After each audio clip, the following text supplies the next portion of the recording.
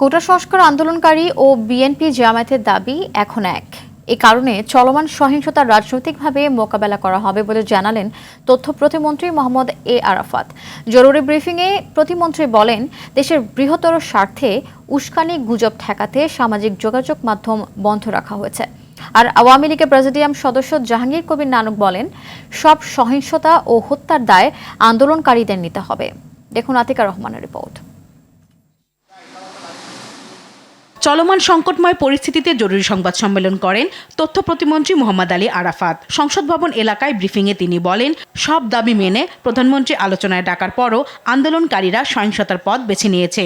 জামাত শিবিরের জঙ্গিদের সঙ্গে একাত্মতা প্রকাশ করে ধ্বংসযজ্ঞ চালাচ্ছে। পরিস্থিতি মোকাবেলায় সরকার আইন প্রয়োগ করে ব্যবস্থা নেবে। শান্তিপূর্ণভাবে সমাধান করতে চাই। অশান্তি সৃষ্টি করা হলে সেটা শক্ত হাতে দমন করা হবে।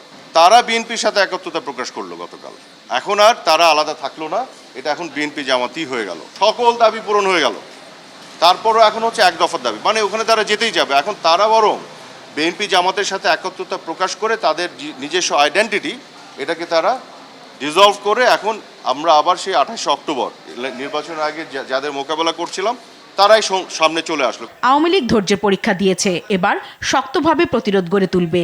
দেশে শান্তি ফিরিয়ে আনতে করণীয় সবকিছুই করবে। আজকে সহিংসতার পথে বেছে নিল, সকাল থেকেই তো মারামারি শুরু করলো, আগুন লাগানো শুরু করলো, এটা আপনাদের চোখের সামনে।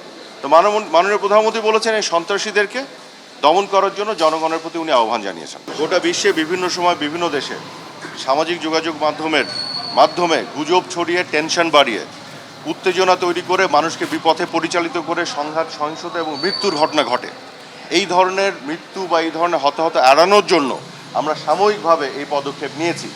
আমরা যা কিছু করছি বৃহত্তর স্বার্থে করছি। ধানমন্ডিতে আওয়ামী লীগ কার্যালয়ে সংবাদ সম্মেলনে জাহাঙ্গীর কবির নানক বলেন, আওয়ামী লীগ নৈরাজ্য মেনে নেবে না, তবে শিক্ষার্থীদের জন্য আলোচনার দরজা এখনো খোলা আছে। ধৈর্যের শেষ সীমা পর্যন্ত আমরা পৌঁছে গিয়েছি। বাংলাদেশ আওয়ামী লীগ ইতিমধ্যে সন্ত্রাস ও নৈরাজ্য সৃষ্টিকারীদের বিরুদ্ধে পাড়া মহল্লায় রাজপথে কঠিন প্রতিরোধের সিদ্ধান্ত নিয়েছে। উদ্ভূত পরিস্থিতি ও সকল হত্যা সহিংসতার দায় আন্দোলনকারী নেতৃত্বকেই নিতে হবে। রাজধানীর বিভিন্ন এলাকায় শান্তি সমাবেশ ও মিছিল করেছে আওয়ামী লীগ। আতিকা রহমান, RTV, ঢাকা।